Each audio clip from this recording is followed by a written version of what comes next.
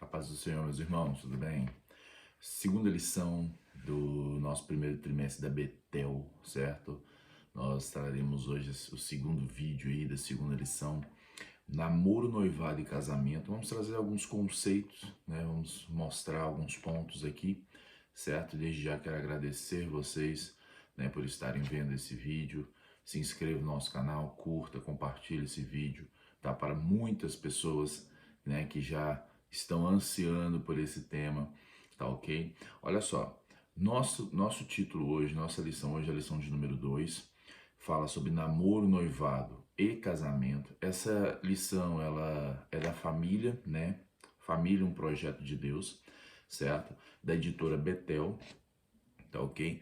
Então procure uma Assembleia de Deus Madureira mais próximo da sua casa, participe da escola bíblica dominical, tá certo? Eu sei que vai ser bênção de Deus para sua vida. Olha só, nosso texto áureo, para nós iniciarmos, vai estar lá em Provérbios 18, 22, e diz assim: aquele que encontra uma esposa acha o bem e alcança a benevolência do Senhor. A verdade aplicada, dependemos da luz da palavra e de Deus, né, e de sua ação e da ação do Espírito Santo para vivenciarmos o namoro, noivado e casamento para a glória de Deus. Nós temos 3 tópicos aqui, né, que nós vamos abordar. Um deles vai falar sobre mostrar o namoro, né, o que o namoro é a fase de conhecimento. Destacar que o noivado é a fase de planejamento e ressaltar que o casamento não pode ser experimental. Maravilhoso, tá? Isso aí para a gente poder analisar essas fases aí até se consumar o ato do casamento. Olha só, textos de referência. Deuteronômios 20, versículo 7, ele vai dizer assim: e qual é o homem que está desposado com alguma mulher e ainda não a recebeu? Vai, torne-se à sua casa, para que porventura não morra na peleja e algum outro homem, né, a receba. 1 Coríntios 7, 2 e 9, né, dos versículos de 1 Coríntios capítulo 7, o versículo 2 diz: mas por causa da prostituição de cada um, tenha a sua própria mulher e cada um tenha seu próprio marido. Versículo 9: mas se não podem conter-se, casem-se, porque é melhor casar do que se abrasar. Olha só, 1 Tessalonicenses, capítulo 4, versículo 3. Porque esta é a vontade de Deus, a vossa santificação, que vos abstenheis da prostituição. Então nós temos esses textos aí como textos de referência, né, textos base, falando sobre a questão do casamento, a questão de fugir-se da prostituição, a questão de ter marido e mulher, mas também sabendo que é uma responsabilidade, como nós vimos na lição passada, né? Um dos investimentos é a responsabilidade e também para nós podermos analisar aqui como a cada etapa, né, até se chegar ao casamento, o namoro, o noivado e o casamento. Nós vamos dar umas pinceladas em algumas coisas, você professor, né, você que está aqui nesse canal, vendo esse vídeo, para aprender um pouco mais sobre o assunto, tá ok? Nós não vamos ler toda a lição, nós temos alguns pontos, sim, de fato, que chamam a atenção, são pertinentes para esse momento, né, que estamos gravando, mas nós não vamos ler toda a lição, tá ok? Nós vamos falar sobre os assuntos.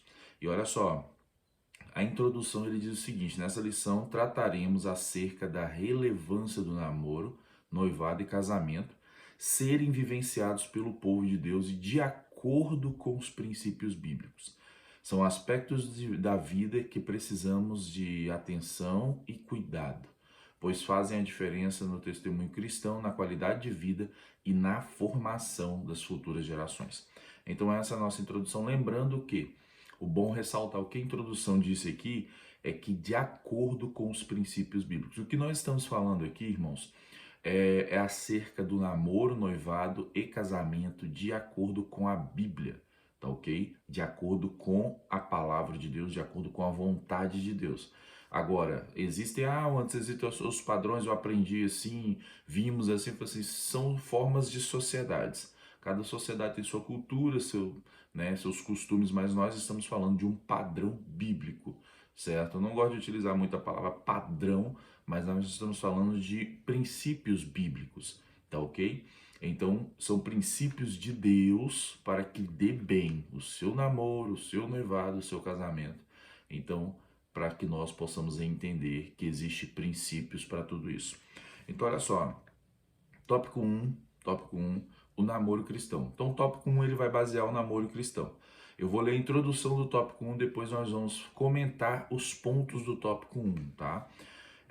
Namoro é a fase do conhecimento mútuo. Então, ou seja, essa introdução do tópico 1, ela vai falar que o namoro é um conhecimento, né? Se conhece diferentemente do namoro que é considerado na cultura, né, dos dias de hoje, que namorar praticamente muitas pessoas consideram como casar. Só que esse namoro é um conhecimento, na verdade diálogo, conversa, a pessoa conhece, né, temperamentos, conhece comportamentos, conhece se de fato respeitam pai, mãe, né? Então, na verdade, esse tópico 1 ele vai abranger tudo isso, certo? É uma forma de conhecer. Esse conhecimento não é o conhecimento, como digamos, empírico, contato com o corpo. O conhecimento sexual, o conhecimento... Não é desse conhecimento que o namoro bíblico fala. O namoro bíblico fala do conhecimento relacional, da pessoa que você está disposta a se relacionar com ela durante a sua vida toda. Então, o namoro bíblico é justamente esse conhecimento. Um conhecimento com quem uma pessoa que você vai passar, uma pessoa que você vai viver, uma pessoa que você vai passar a conviver a sós, certo? Entre quatro paredes, suas intimidades, enfim. Mas não, o namoro não quer dizer uma vazão para um conhecimento físico e um conhecimento sexual, né? Um conhecimento prematuramente conjugal, certo? Então, o que nós precisamos entender é que a Bíblia não dá vazão para isto, tá? Olha só, nós temos inúmeros textos, os professores, que eu, na verdade, separei inúmeros textos, os professores, ou você que está estudando, quiser utilizar, eu utilizo aqui, ó, Efésios 5:3, Colossenses 3:5, Hebreus 13:4, 1 Tessalonicenses 4, do 3 ao 5, certo? Temos Mateus 15:19, temos Gálatas 5:19, 1 Coríntios 6, versículo 9 ao 10. Esses textos você pode utilizar ele tanto nesse primeiro tópico, como você pode abranger nos outros tópicos, dependendo do que você for falar, tá ok? São textos magníficos, né? Textos muito utilizados, eu tenho certeza que você vai gostar dele, de utilizar eles. Então, olha só, o 1.1 ele fala sobre o quê? O conceito do namoro cristão. Vamos analisar aqui o que o comentarista ele fala no início do conceito de namoro cristão. O conceito de namoro cristão é diferente daquele que não tem temor a Deus, pois o namoro não é brincadeira. Olha só, ele fala o seguinte: nem passatempo de quem não tem o que fazer. Então, namoro é algo sério. Às vezes vai existir muitos conceitos de pessoas, eu namorei, não deu certo, eu vi que não deu certo, vou namorar outro, e fica essas questões, né? Isso não é um conceito bíblico, certo? De tentar acertar ou como seja. Então, na verdade, o que tem a ver aqui é pessoas que estão dispostas a procurar pessoas também com responsabilidades. Então existe a base cristã, existe a oração, existe uma pessoa que acredita no direcionamento de Deus, entendeu? Existe uma pessoa que aprende a esperar e não cede às suas vontades, existe uma pessoa que domina as suas próprias vontades. Ela não vai pelo quesito, eu gostei, é do meu jeito. Então, na verdade, pessoas que procuram viver um namoro cristão, elas procuram também viver a vontade de Deus. É justamente isso. Então, o namoro é uma fase de conhecimento. Você vai conhecer de fato a pessoa, né? A pessoa a qual você escolhe se relacionar. Olha só, ele segue os princípios da palavra de Deus, pois não é a fase de conhecimento íntimo, nem aumento de intimidade, como nós falamos ali, né, anteriormente. Aí fala assim, muito menos de provar, né, de dar prova de amor e de chegar a ter filhos no casamento. Né? Às vezes acontece, né? Que na maioria das vezes acontece essas questões e nós precisamos trabalhar essas questões, analisar um pouco melhor, né? Um pouco melhor não, analisar na verdade essas questões dentro da Bíblia Sagrada. Como eu disse aqui, namoro não é um experimento do ato conjugal. O namoro é um conhecimento de temperamentos, de comportamentos, de relacionamentos da pessoa que você vai se relacionar durante uma vida inteira, se caso você decidiu, né, estar com essa pessoa e casar com essa pessoa e vice-versa. Então o namoro é isto, tá ok? Então para nós podemos entender, olha só, ele usa uma frase aqui de Frederick Price, que ele vai dizer o seguinte: a ordem de Deus é que as atividades sexuais do homem e da mulher sejam concretizadas dentro do casamento. Então a gente precisa falar da questão sexual no namoro. É por isso que nos textos referências fala sobre prostituição, e em outras traduções, todas as vezes que você for analisar, principalmente esses textos que eu acabei de passar aqui, ele vai falar sobre imoralidade sexual, que na verdade é fornicação, adultério, prostituição, que na verdade isso envolve, né, todas essas questões que as pessoas ultrapassam os limites do namoro de padrão bíblico, certo? Aí a gente vem com a palavra transgressão na Bíblia no Antigo Testamento. O que é transgressão? É ultrapassar, passar dos limites da lei, certo? Então, quando você passa dos limites da palavra, dos princípios de Deus, você transgride os limites e os princípios que o próprio Senhor estabeleceu para uma vida relacional, uma vida pessoal. Então, ou seja, namorar não quer dizer quebrar princípios. Quem quer ter um namoro abençoado por Deus, quem quer ter uma vida de casado abençoado por Deus, cumpre-se princípios de Deus. Precisa se cumprir esses princípios, tá? Da parte do Senhor, para que possa ir bem o seu casamento, o seu futuro noivado, o seu futuro casamento, para a glória de Deus. Principalmente a gente fala muito de jovens, talvez tem muitos jovens que assistem, tem muitas pessoas que, né, ainda não são casadas, ainda estão namorando, então a gente, né, talvez eu falo para essas pessoas que estão namorando e que esse é o padrão bíblico, né, de Deus para nossas vidas. Agora olha só, 1.2. Quando se deve começar a namoro? Aí entra uma questão seguinte, eu vou ler só o primeiro parágrafo aqui, a qual o escritor ele deixa para nós. Para tudo na vida tem o seu tempo determinado. Alguns começam prematuramente, precocemente. Namoro muito cedo, com certeza falta maturidade, responsabilidade, condições para firmar um compromisso mais sério. Ele praticamente utiliza Eclesiastes 3:1, que existe tempo para todo o propósito de Deus debaixo dos céus. Namoro precoce, prematuramente, de fato, vai faltar maturidade, né? Pessoas que ainda não têm uma mentalidade relacional. Eu sei que, mas eu queria namorar, eu gosto do rapaz, ou eu gosto da moça. Sim, mas o namoro cristão, ele é um namoro consciente. Antes isso é muito brega, isso é muito cafona. Eu falei, pois é. Quando nós começamos o vídeo, falamos que o tipo de namoro que nós estamos falando é um namoro com princípios bíblicos. Deus, ele não fez o casamento para ser algo experimental, algo que nós vamos somente falar sobre ele ou passar por ele, não deu certo, desquita. Não, o namoro é uma fase que te leva ao casamento. Se você não conseguir vivenciar o namoro da forma bíblica, dos padrões bíblicos, com os princípios bíblicos, certamente você não vai ter um casamento sólido, certo? Porque na verdade no casamento se constitui mais crises, né? Se vem mais crises, mais dificuldades, e esses momentos são momentos que você, a pessoa que você conheceu, você vai saber como ela vai reagir de acordo com essas crises, certo? De acordo com essas dificuldades. Você vai conhecer temperamentos, comportamentos, ações. Então o namoro, ele trabalha essas questões relacionais. Coloque isso na sua mente. O namoro é para trabalhar as questões relacionais, entendeu? É justamente isso, esse conhecimento relacional da pessoa, tá? Como a pessoa trata um pai, como ela vai te tratar em momentos de tensões, digamos assim.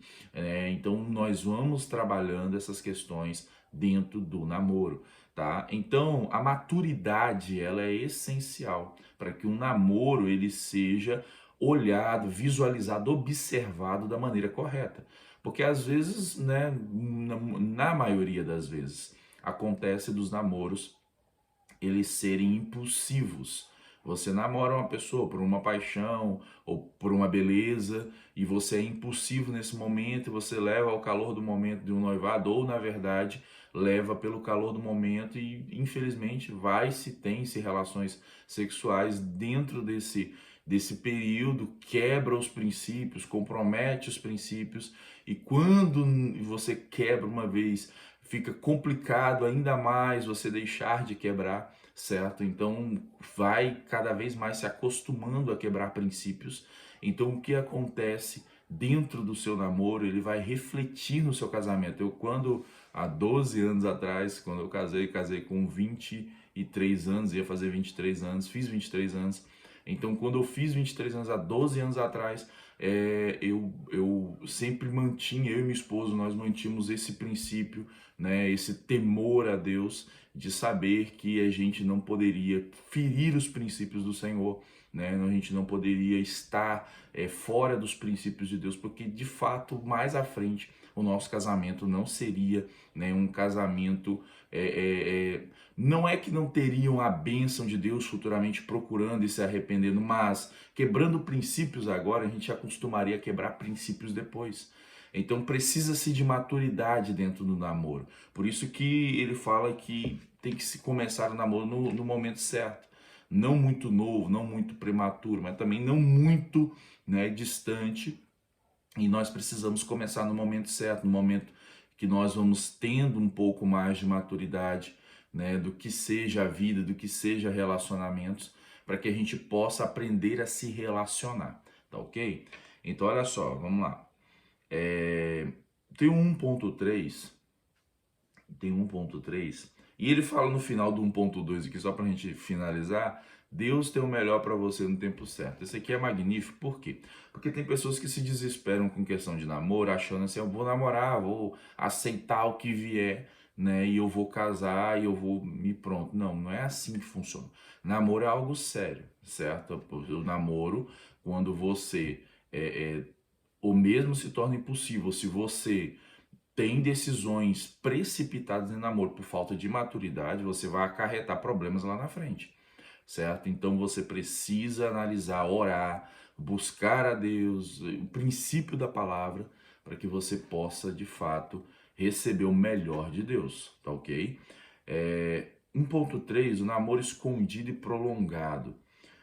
Olha só, isso aqui também são várias camadas dentro do namoro, mas isso aqui também é um pouco complexo, um pouco delicado. Olha só, o namoro deve ser declarado e compromissado perante a família, ou as famílias. O cristão não deve ter nada a esconder e deve ser transparente. Deve-se respeitar os princípios de autoridade, falando com os pais, pois o consentimento dos pais é de suma importância. Olha só, o que o namoro cristão, namoro com princípios bíblicos, tem que ter concordância dos pais. Os pais e são a autoridade da família, certo? Sem as bênçãos dos pais, se tornam complicadíssimos você conviver ou viver ou instituir, né? Porque na verdade existe uma autoridade sobre os pais, né? Em que eles possam delegar os filhos. Podemos analisar isso no Antigo Testamento, né? Quando Jacó abençoou seus filhos, lá Noé quando abençoou seus filhos e amaldiçoou outros. Então nós precisamos analisar que existe uma autoridade da parte dos pais, existe uma bênção dos pais sobre os filhos, certo? Principalmente sobre o casamento, né? O pai consentindo, os pais consentindo acerca do namoro, do casamento, enfim. Essa questão de namorar escondido, existem dois pontos imensamente delicados. O primeiro é da parte dos pais, às vezes, serem ignorantes e arrogantes acerca dos seus filhos, certo? Aí a própria Bíblia fala também que não, né, para não irar, não provocar a ira dos filhos, certo? Então, ou seja, às vezes, né, os filhos até conversam com os pais, mas os pais, né, eles têm certas resistências, têm certos tipos de atitudes que não condizem, né, com o contexto bíblico e acabam perdendo a confiança dos filhos, acabam perdendo o seu relacionamento com seus filhos e isso prejudica bastante os seus filhos. Por outro lado, existem os filhos que infelizmente, né, acabam se rebelando ou de forma rebelde ou de alguma maneira precipitada, preferem esconder dos pais, não preferem ir até os pais, acha que essa questão dos pais terem autoridade ou bênção é uma questão supérflua, entendeu? Então existem os filhos que não cumprem o que está na palavra de honrar pai e mãe, que é um mandamento com princípios e ordenado por bênçãos. Então é muito melhor um filho e uma filha ela estar diante do seu pai, conversando com seu pai, com seus pais e pedindo a bênção deles, né, pedindo a oração, pedindo a ajuda deles, do que estar de fato revoltado ou esconder um relacionamento dos pais para que depois futuramente possa acarretar em muito mais dores, em muito mais dificuldades, tribulações sobre sua vida, do que na verdade ir e pedir a bênção dos pais. E de fato, quem na verdade está fazendo algo diante dos princípios de Deus não será repreendido, não é verdade? Então, quando nós entendemos que o namoro ele cumpre os princípios de Deus e os filhos eles estão de fato dentro desses princípios, eles estão buscando de fato a vontade de Deus, eu tenho certeza que os pais eles virão isso, né? Os pais sendo, né, aqueles que entendem de fato os princípios de Deus, a vontade de Deus, eles vão abençoar de fato e tendo a bênção dos pais, eu para mim é um dos maiores das maiores bênçãos, sabe, dos maiores feitos dentro do namoro.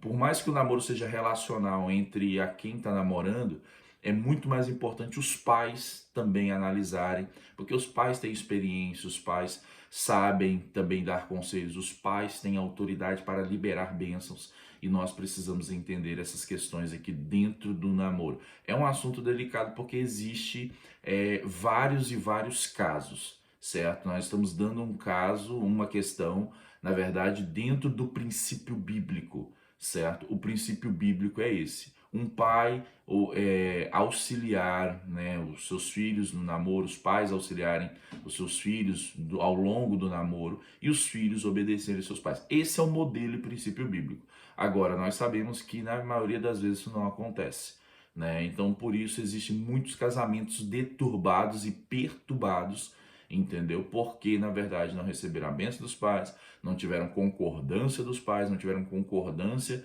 na verdade, entre os pais e filhos, e, na verdade, muitas das vezes virou uma perturbação, uma tribulação, uma dificuldade.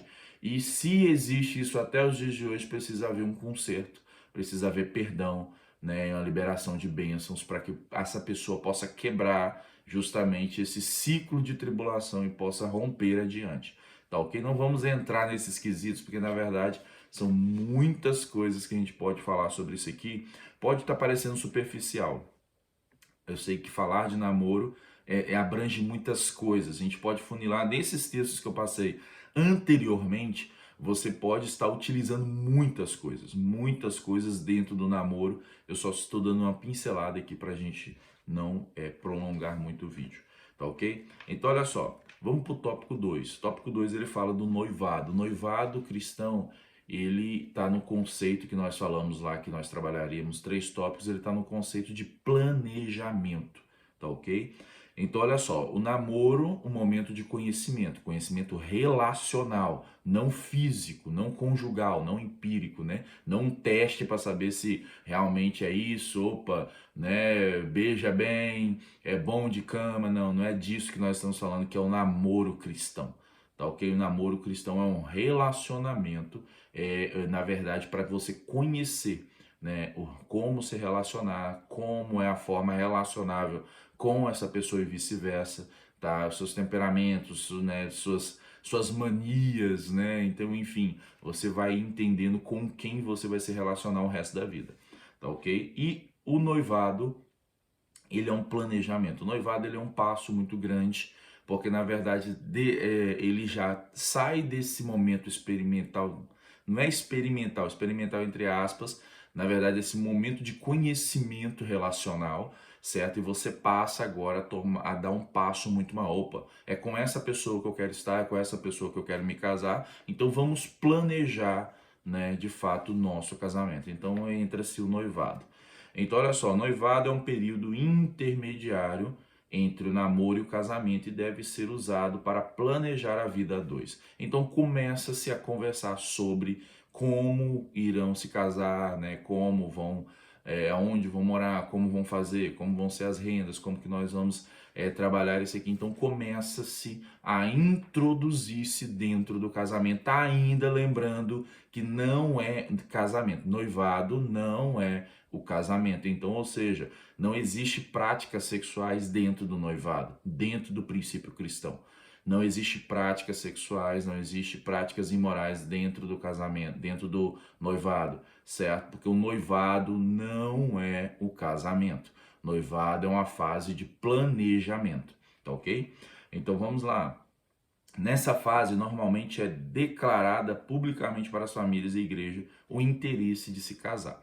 Tá? Então, aqui você mostra o interesse. Opa, nós estávamos namorando, agora nós temos a intenção, ardentemente e fortemente, de construir uma família, né? De construir um matrimônio para que a gente possa viver juntos o resto da vida, certo? Então, essa é a fase de noivado. Lembrando que nós precisamos entender que namoro cristão, noivado cristão e o casamento cristão, dentro dos princípios bíblicos, tem que haver responsabilidade e seriedade, porque na verdade é um.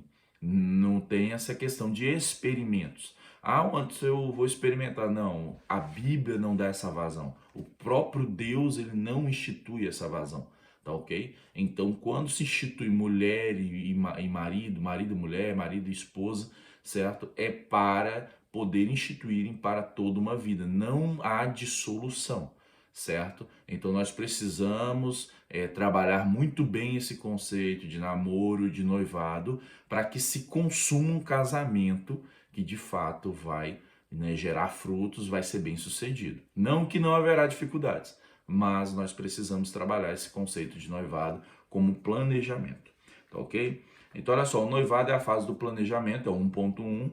Planejar é montar hoje o amanhã.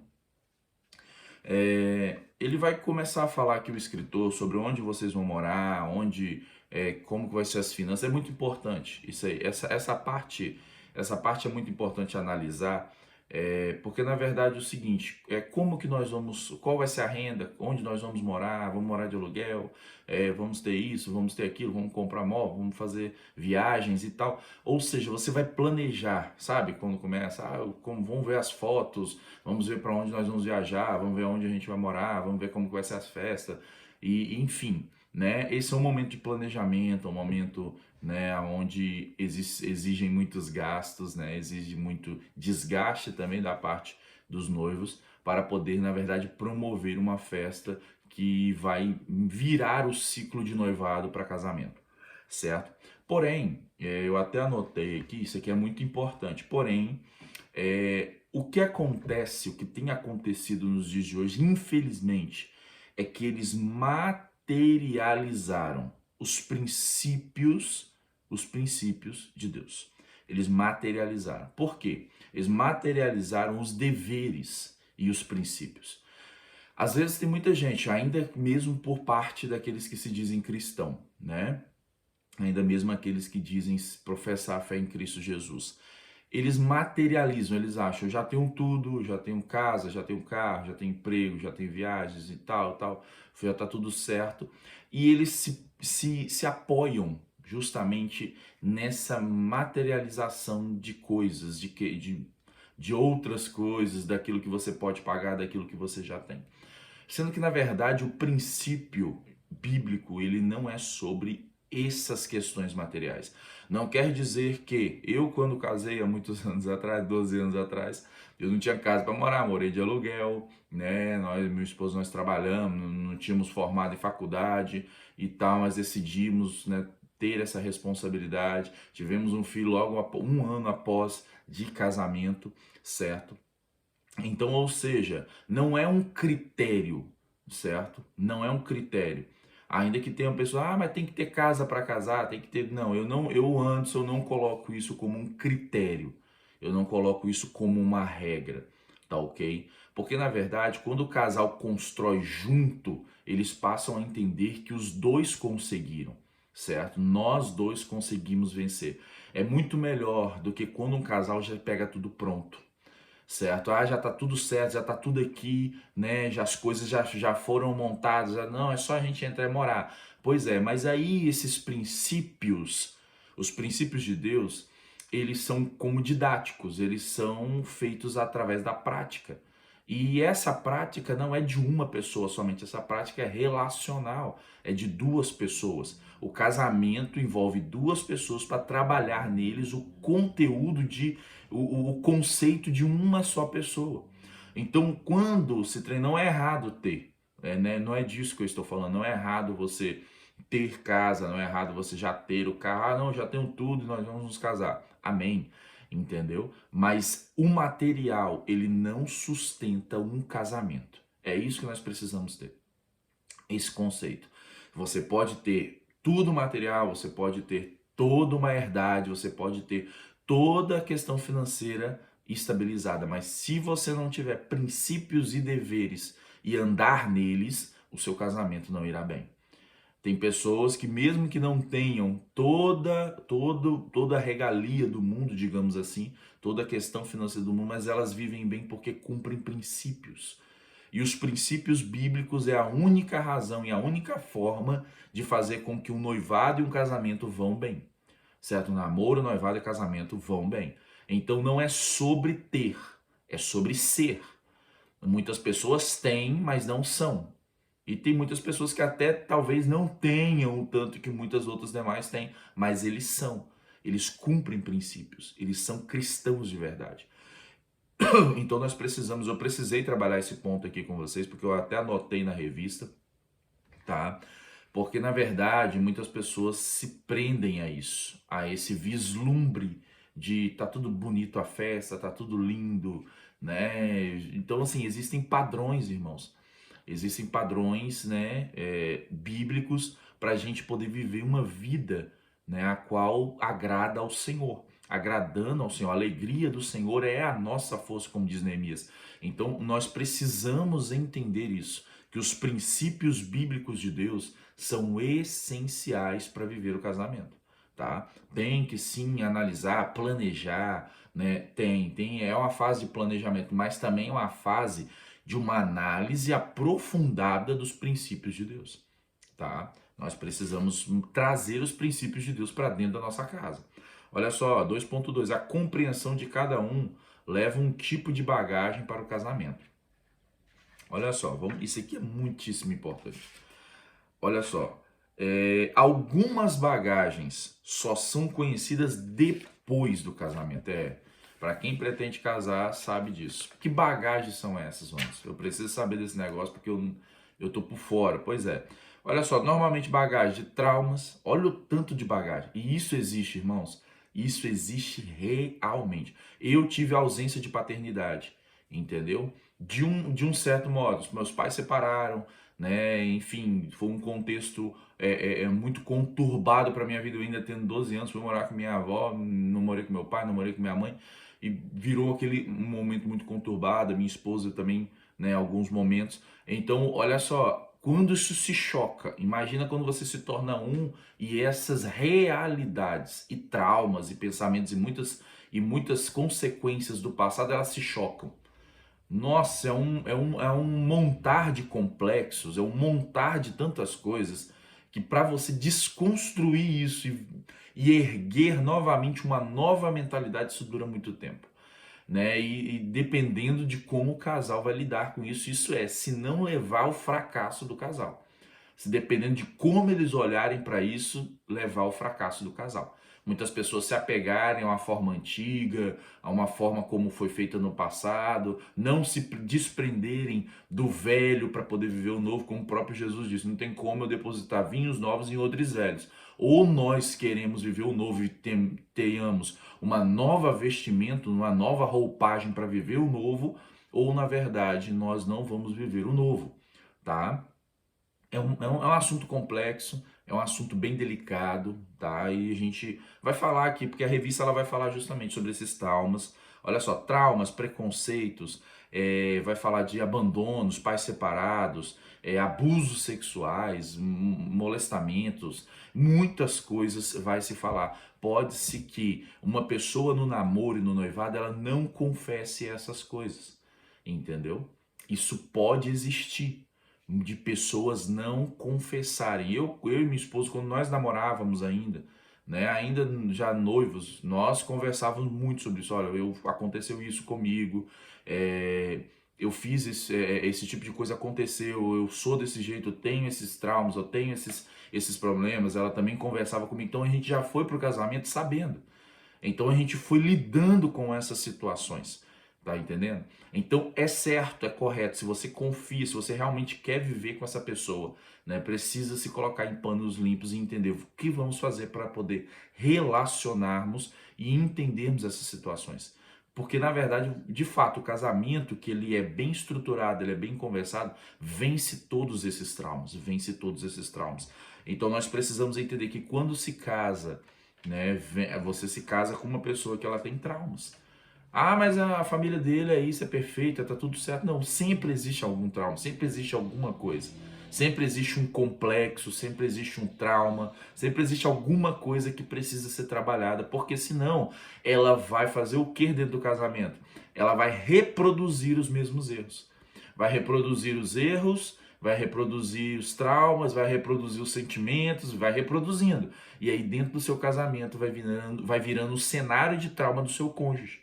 E isso, infelizmente, está acontecendo e acontece nas famílias, tá ok? Então, esse ponto ele é muito interessante da gente analisar. Bora para o 2.3. A consciência de que está começando uma nova família. É como nós falamos na lição anteriormente sobre cortar um cordão umbilical.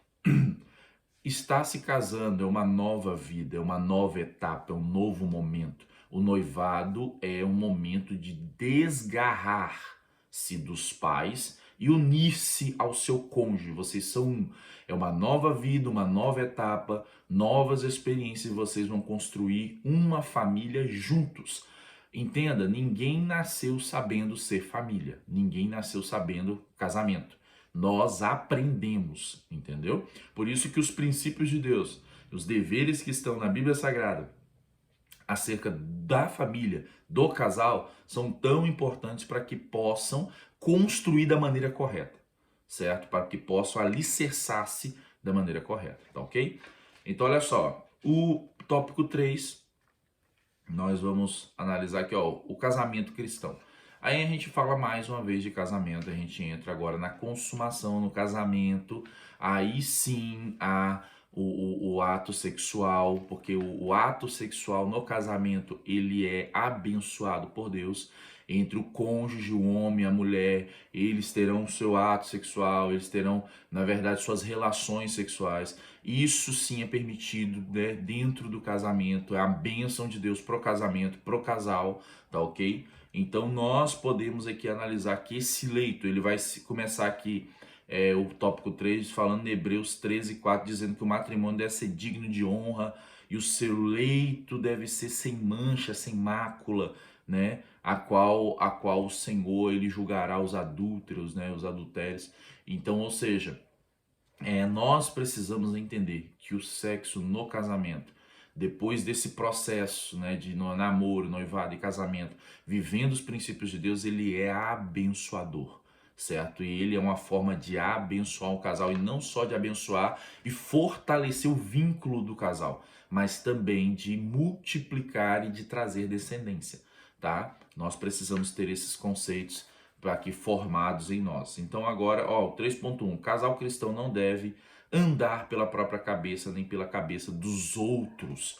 Ou seja, ele vai começar a trabalhar aqui, ó, não ande pela sua própria cabeça, não use o manual de casamento da Bíblia Sagrada. Ou seja, eu vou fazer isso aqui porque eu sempre fiz isso aqui. Ah, não, eu sempre joguei bola nesse horário. Ah, eu sempre fiz sair com as minhas amigas nesse horário. Então, enfim, estou dando exemplos aqui, na verdade pode ter inúmeros exemplos. Na verdade, agora não são mais solteiros. Na verdade, agora precisa-se de consentimento uns dos outros. A casa são dos dois, as responsabilidades são dos dois, né? Não estou falando que o homem não pode, né, ter os seus momentos, seus amigos e mulher, enfim. na verdade é até saudável, mas o que eu estou falando é sobre responsabilidade. Isso não pode vir primeiro que suas responsabilidades dentro de casa. Isso não pode vir primeiro do que as necessidades da sua casa. Então, ou seja, como o apóstolo Paulo diz, o meu corpo já não é mais meu, é da minha esposa, e o corpo da minha esposa não é dela, é meu. Então, nós não fazemos nossas próprias vontades, nós andamos alinhados uns para com os outros. É um relacionamento recíproco, certo? Ou seja, eu dou para ser doado. Eu amo para ser amado. Eu sou fiel para receber fidelidade. Então, na verdade, esses são relacionamentos, certo? Isso é o relacionamento recíproco. É o que, na verdade, aquilo que nós investimos, nós recebemos de volta. Então, o casamento, ele precisa ter esse conceito de responsabilidade, que, na verdade, não é andar também segundo os nossos conselhos, como o provérbio fala, segundo não se estribar no nosso próprio conhecimento, né? Mas procurar conselhos. Se tem dificuldade com alguma coisa, não é vergonhoso perguntar, não é vergonhoso ir até o pai ou uma mãe, talvez, ou uma pessoa que também já é casada, porque na verdade não tem como você perguntar a uma pessoa que não se casou, porque ela não sabe de casamento. Então, na verdade, tem que ser uma pessoa que já tem uma vivência, né? Provavelmente você de uma igreja, você casou em uma igreja, tem seus pastores, tem líderes de casais, tem pessoas que possam te orientar, pessoas dentro da igreja, né? Pessoas espirituais, que a Bíblia manda a gente procurar pessoas espirituais para nos alertar, nos aconselhar. Você vai pegar conselho de qualquer pessoa, você pode estar trazendo uma bomba para dentro da sua casa, e quando ela explode, ninguém vai conseguir te ajudar, porque na verdade você escolheu, né, o que você achava ser a melhor opção. Quem é o cabeça é Cristo. Nós precisamos ir à Bíblia Sagrada primeiramente, nós precisamos buscar conselhos de pessoas que já são casadas, pessoas que já têm uma índole, têm, na verdade, um legado no casamento. Isso é muito importante quando se trata de casamento. Não procuramos qualquer pessoa, procuramos pessoas de fato que elas vão ajudar o casamento. Lembrando, casamento não é experimental, casamento é eterno, tá bom, meu querido? Eu considero desse jeito, tá? Não sou eu, acredito que a Bíblia é sagrada também. Então, olha só, 3.2, os cônjuges precisam saber que eles representam um tesouro para o outro. Isso é muito importante. Quem não cuida bem, né, precisamos cuidar bem do nosso tesouro. A nossa esposa, o seu esposo e vice-versa é o nosso tesouro, certo? Precisamos cuidar. O casamento necessita de zelo, certo? O casamento necessita de cuidados, o casamento necessita de muitas coisas, principalmente o amor, a paciência, a fidelidade, a responsabilidade, a cooperação. Falamos isso na lição passada. Então nós precisamos entender que o casamento, ele precisa-se sim, né, de cuidado, de zelo, e saber que é o seu tesouro, é o seu lar, é o pedaço dos céus, tá ok? Então precisa-se disso. Então, olha só, vamos para o último tópico aqui, que é o 3.3, o último ponto. Ele fala, o casal cristão precisa dar bom exemplo de união conjugal. O nosso verdadeiro testemunho sai de dentro da nossa casa. Use o seu casamento para ser exemplo de união consolidada para a sociedade. Ou seja, quando nós cumprimos princípios, quando nós buscamos ter um casamento abençoado por Deus, quando nós buscamos viver uma vida com Deus, cumprir os seus princípios dentro do nosso casamento, nós influenciamos os nossos filhos ou os futuros filhos, de caso quem for ter ainda, né? E nós influenciamos os demais casais, os que estão vindo, os que já estão, né, há pouco tempo, nós influenciamos. Irmãos, a base da sociedade é a família, tá? E se nós, as famílias da Igreja do Senhor, nós não tivermos um exemplo adequado, qual é o exemplo que nós vamos dar e qual é a sociedade que vamos montar futuramente, que vamos projetar futuramente? Então nós precisamos viver dentro dos princípios bíblicos, os princípios do Senhor, para que o nome de Deus seja glorificado no nosso lar. Sempre, irmãos, lembrando que o nome do Senhor tem que ser glorificado dentro do nosso casamento, dentro das nossas relações. Se você é uma pessoa preocupada, temorosa ao Senhor, em honrar ao Senhor e glorificar o Senhor no seu namoro, no seu noivado, no seu casamento, tenha certeza que o Senhor vai te honrar em todos os teus caminhos. E eu tenho certeza que Ele nunca vai, na verdade, te abandonar. O Senhor não nos abandona, mas Aqueles que cumprem princípios, aqueles que querem viver uma vida com Deus, irmãos, as bênçãos estão sobre eles, tá? As bênçãos estão sobre eles, tá? Porque a bênção está sobre a obediência, tá ok? Então, olha só, Deus abençoe sua vida, que essa aula possa ter te ajudado poderosamente no nome de Jesus Cristo. Fique com Deus.